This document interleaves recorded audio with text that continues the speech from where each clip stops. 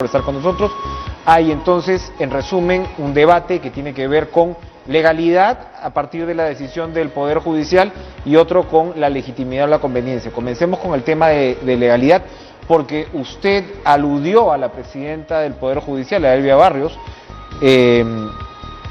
con respecto a la decisión y la presunta influencia que la presidenta habría tenido en esta decisión, y la señora Barrios ha respondido en un video, ha calificado de desafortunadas sus declaraciones y ha reiterado que ella no tiene nada que ver, tanto así que la OCMA, entiendo, le ha abierto una investigación a esta magistrada. Pero entonces lo que nos acaba de decir el señor Eguiguren es que en principio una decisión como esta una cautelar como esta tendría que cumplirse. ¿Qué responde? Buenas noches. Bueno, vayamos por partes, Enrique. Primero, el doctor Eguiguren en algún momento fue elegido por el Congreso de la República como magistrado del Tribunal Constitucional, ¿no? Después de haberse sometido, digamos, a una elección legal, ¿no? Legítima del Congreso de la República, que luego renunció, es otra cosa. No, lo que ha manifestado también es que ese es un proceso constitucional, que no ve ninguna inconstitucionalidad, pero que no es oportuno. Esa segunda parte de su respuesta es una posición política, ¿no? Que realmente en este momento no se está valorando. Lo que se está valorando es que tenemos magistrados del Tribunal Constitucional que tienen mandato vencido, ¿no? Y que por eso se necesita hoy, digamos, está clara esta diferencia, poder reemplazarlos. Con respecto a la aseveración de la presidenta del Poder Judicial, Elvia Barrios, a quien yo respeto, ¿no? Y respeto muchísimo, ¿no? Es una juez de mucha trayectoria, pero yo también tengo que ser honesto y claro y transparente, ¿no? El día que yo visité Palacio de Gobierno, ¿no? El señor Sagasti, ¿no? Me refirió que había recibido la llamada de una presidenta o un presidente de un poder del Estado que no era el legislativo y no era el ejecutivo. Claro, el Poder Judicial. Permítame, ¿no? Entonces, claro, se refería obviamente al Poder Judicial. Cuando yo salgo de Palacio, comparto esas expresiones con dos periodistas, ¿no? Y le pido, por favor, que no mencionen el nombre de la presidenta del Poder Judicial, porque había sido una expresión, digamos, del presidente que de repente se estaba atribuyendo, ¿no? Y con el fin, digamos, de no menoscabar su integridad de la presidenta del Poder Judicial, que por favor esa parte no la reprodujesen. Entonces, no es un hecho que nos estemos inventando ahora, sino que lo dijimos en su momento. Pero hoy sí nos llama la atención, pero permíteme para terminar, por favor. Pero es que usted está haciendo un aseveramiento que creo que puede tener una repregunta. ¿En qué sentido era esa llamada de la señora Barrios? Los presidentes de los poderes conversan, no, pero el presidente del Congreso puede conversar. Claro, es que vamos históricamente al contexto. En esa reunión yo dije públicamente, y lo dije en el pleno del Congreso de la República, que el señor Francisco Sagasti se oponía rotundamente a la elección de los magistrados del Tribunal Constitucional. Eso no lo he dicho ahora, lo he denunciado el día que se dio la reunión. Y dejé, digamos, sentado, ¿no? De manera probatoria con dos periodistas que tienen mi versión. Desde a partir de ahí usted infiere que la señora Barrios puede haber tenido influencia en esta decisión. En ese momento le pedí a los periodistas no toquen el nombre. Pero más allá de eso, entonces por eso usted Pero hoy, que la señora Barrios... cuando vemos que una juez, ¿no? Supernumeraria, ¿no? Suplente, no de carrera, sino elegida a dedo. Muchas decisiones judiciales. No, pero permíteme, pues, pero esto no es algo normal, ¿no? Lo normal es que sea un juez, digamos, titular, que asuma responsabilidad directa de sus decisiones, y más aún si se va a referir a un poder del Estado. No es cosa poca, o no es poca cosa.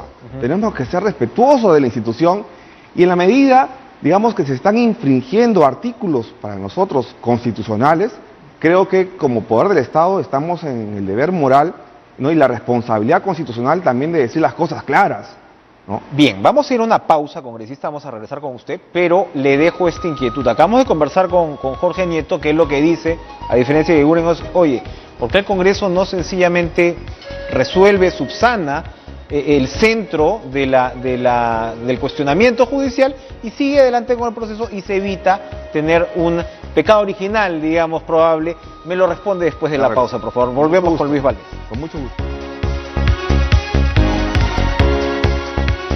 Nos acompaña Luis Valdés, presidente de la Comisión de Constitución del Congreso, que antes de la pausa ha reiterado que el proceso de designación del TC seguirá adelante a pesar de esta cautelar opuesta por el Poder Judicial. Y yo le preguntaba, Luis, gracias por seguir con nosotros, ¿por qué no subsanar lo que se está cuestionando y sencillamente seguir adelante y ahorrarse un posible cuestionamiento constitucional? Y digo posible porque el propio doctor Eguiguren, que yo sé que piensa distinto a ustedes, acaba de señalar que la inconstitucionalidad, por lo menos él no la ve clara. Usted me decía fuera de cámaras, hay otros constitucionalistas que no ven absolutamente nada inconstitucional en este proceso.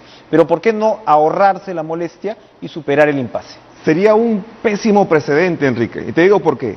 Es como aceptar que un juez hoy ordinario de primera instancia, ¿no?, establezca la nulidad del proceso de elecciones de la segunda vuelta, ¿no?, porque el Jurado Nacional de Elecciones tenga que presentar las actas, ¿no? Y esa intromisión a la función del Jurado Nacional de Elecciones es la misma que hoy está haciendo esta juez suplente supernumeraria, ¿no?, con el Parlamento, cuando el artículo 93 de la Constitución Política establece que los congresistas no estamos sujetos a mandato imperativo de ningún órgano, ni siquiera de los órganos jurisdiccionales, dice la Constitución.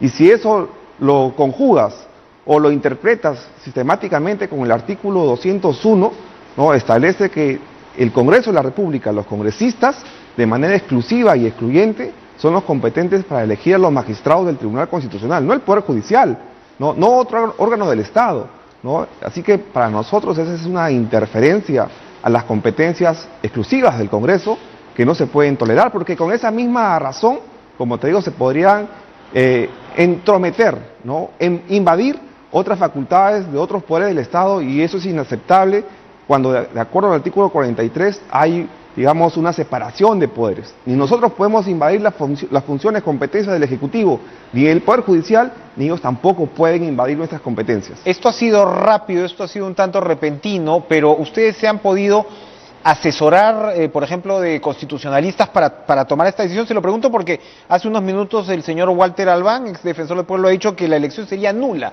si sigue adelante. Usted me dice, por supuesto, que hay otros que piensan distinto. ¿Ustedes se han podido sustentar esta decisión con consultas? Pero por supuesto, ¿no? Contamos en el Parlamento con digamos, una relación de constitucionalistas bastante importantes, caso del doctor Domingo García Belaúnde, por ejemplo, el mismo doctor Tomás, el doctor García Toma, que también ha participado en algunas audiencias y reuniones con nosotros, ¿no? Hay cuestionamientos de orden político, por ejemplo el tema de la oportunidad, que lo comparte el doctor Eguiguren, pero también hay que entender que hay ciertos sesgos también ideológicos, ¿no? Y hay que entender y comprender y también ser sinceros al respecto. O sea, aquí tenemos que analizar las normas de manera objetiva. No es porque si me gusta o no me gusta, no es porque si no me gusta no se puede elegir ahora, ¿no? La legitimidad que nosotros gozamos es hasta el 26 de julio del 2021 y tiene que respetarse eso. La selección final que ha llegado, ya entrando al tema de la oportunidad y de la pertinencia, ¿la selección que ha llegado le satisface a usted? Bueno, mira, yo no he participado en el procedimiento previo, que es la Comisión Especial de Selección, pero claro está, y lo digo de manera pública, abierta, Alianza para el Progreso no apoyará a ningún candidato que tenga cuestionamientos de orden social, mediáticos. Queremos llevar, por lo menos con nuestro voto, a magistrados que tengan catadura moral, ¿no?, experiencia comprobada, ¿no?, y que puedan darnos la garantía de establecer un Estado constitucional de derecho acorde a lo que necesitamos en el Perú. Se ha señalado, por ejemplo, que el doctor Calle tiene audios comprometedores. En el caso de su agrupación no van a apoyar esa designación, a pesar de que él salió primero en el... No voy a adelantar opinión con nombre propio, pero lo único que te puedo decir es que no vamos a apoyar a ningún candidato, digamos, que tenga cuestionamientos de orden moral, social, porque eso, digamos, perturbaría y perjudicaría la selección que se puede hacer.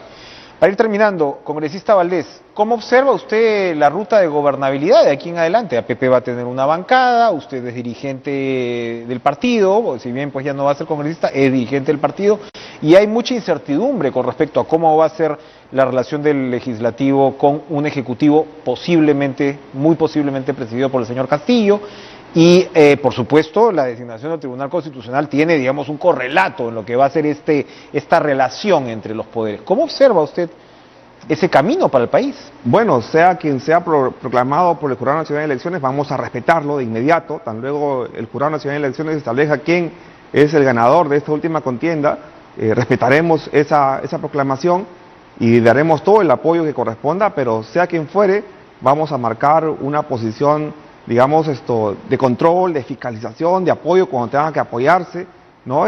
Pero creo que es una posición razonada, reflexiva, pero responsable sobre todas las cosas, ¿no? Más aún, digamos, por lo que se avisora que va a ser un problema político permanente en el Perú, poder ponernos de acuerdo para decidir, digamos, las grandes reformas que necesita el país. ¿Cómo observa este siempre posible, repito, punto de partida por lado de Castillo con los cuestionamientos que tiene el partido que lo aloja, tan cuestionamientos realmente de fondo, ¿no? Mire, estoy muy preocupado por lo que viene pasando en el Perú, ¿no? Pero sí, yo soy respetuoso del Poder Judicial, de sus decisiones también, cuando ellos están arregladas a la ley y a la Constitución. Entonces, esperemos que el Ministerio Público y Poder Judicial hagan su trabajo y cuando tengan una decisión que nosotros podamos comentar y referirnos, creo que sería lo responsable por ahora, ¿no? Aquí pedirle la celeridad al Ministerio Público y, digamos, y la objetividad al Poder Judicial para establecer si hay una responsabilidad. El día que establezcan una responsabilidad, vamos a pronunciarnos en ello. Para terminar, ¿APP tiene alguna opinión formada sobre el tema de la constituyente? Porque ahora estamos recibiendo, digamos, versiones sobre cuál podría ser la ruta de la constituyente, tanto desde la tienda del propio señor Castillo, como otras versiones que van por lo que dice el señor Cerrón. Y yo creo que, si mal no me equivoco, APP no estaba de acuerdo en general con la convocatoria a una constituyente. Mira, ¿Qué es lo que están conversando sí, ahora mismo? Que es un factor de disrupción, ¿no? Mira, en Alianza para el Progreso creo que hay prioridades hoy que atender. Una de ellas es la atención a la pandemia, ¿no? Las vacunas a los 33 millones de peruanos. Otra es la reactivación económica que no puede esperar más. Hemos perdido cerca de 6 millones de puestos de trabajo. Necesitamos reactivar nuestra economía. Creo que eso es lo urgente, lo inmediato. Estar, digamos, soñando con cambiar la Constitución sin siquiera haber determinado o delimitado qué vas a cambiar, entonces me parece también irresponsable. Ahora, por ahí se dice, ¿no? He leído y he escuchado que deben declarar la educación como un derecho humano fundamental, pero ya está en la Constitución, ¿no? En julio del 2020, ¿no? Este Congreso de la República hizo la modificación al artículo 16 de la Constitución, donde lo determinó no como un servicio, sino como un derecho humano fundamental, ¿no? Y le exige al gobierno o al Estado invertir no menos del 6% del PIB en educación. Entonces, habría que determinar, delimitar en qué espacio, en qué aspecto de la Constitución se va a reformar para, a partir de ahí, digamos, debatir y discutir el tema. Lo que apunta me acaba de hacer recordar que la Constitución del 93 se ha modificado en 22 ocasiones. Así es. E incluso se ha retirado la firma de Alberto Fujimori del texto constitucional. Pero bueno, eso no parece suficiente de todas maneras para algunos sectores políticos. Gracias, Luis Valdés, presidente de la Comisión de Constitución del Congreso, por acompañarnos. Vamos a ir una